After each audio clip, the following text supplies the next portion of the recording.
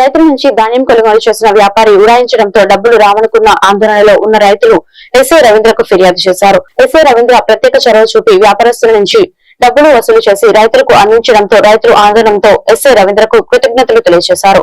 వివరాలకు వెళితే కర్లపాలెం మండలం బ్రహ్మన్నవారిపాలెం గ్రామానికి చెందిన వడసాని బాలాజీ ధాన్యం వ్యాపారం చేస్తూ పొన్నూరు మండలం మాచవరం గ్రామంలోని వెలుగ రామకృష్ణయ్య, మొవ్వ రాంప్రసాద్, కొల్లూరు సుబ్బారావుల వద్ద ధాన్యం కొనుగోలు చేసి ముద్దుల మహేష్ అనే ధాన్యం వ్యాపారికి ధాన్యంను బాలాజీ అమ్మాడు. మహేష్ ధాన్యం డబ్బులు ఇస్తానన్న సమయానికి బాలాజీకి ఇవ్వకుండా కుటుంబంతో సహా పరారయ్యారు. దీంతో బాలాజీ పోలీస్ స్టేషన్ లో ఫిర్యాదు చేశారు. కేసు నమోదు చేసి వేరే చోట ఉంటున్న మహేష్ ను చాకచక్యంగా పట్టుకుని ధాన్యం డబ్బులు రికవరీ చేసి కోర్టుకు అప్పచెప్పారు. కోర్టు ద్వారా డబ్బులు అందుకున్న వ్యాపారి బాలాజీ రైతులకు అందజేశారు.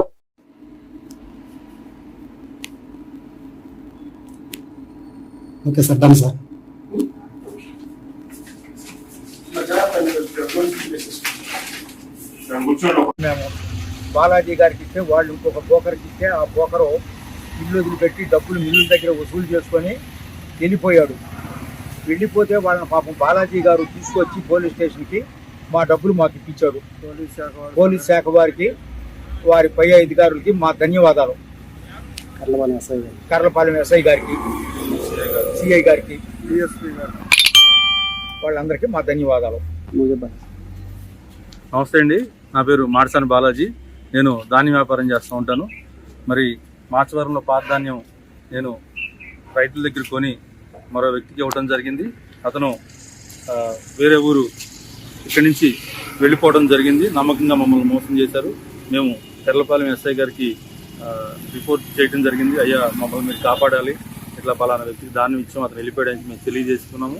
మరి మా యందు రైతుల యందు దయించి ఎస్ఐ గారు కేసు కట్టి మరి సీసీ కెమెరాల పర్యవేక్షణ అయితేనేమి, లేకపోతే లారీ పట్టుకోవడం అయితేనేమి, మరి ఆయన బస్సు ద్వారా వచ్చి రైలు ఎక్కి వచ్చి ఆయన రిస్క్ చేసి రాజమండ్రి వచ్చి అతన్ని పట్టుకొని డబ్బులు కూడా రికవరీ ఈరోజు కోర్టు ద్వారా రికవరీ 22,30,000 రూపాయల చిల్లర మాకు ఈరోజు అందజేయడం జరిగింది.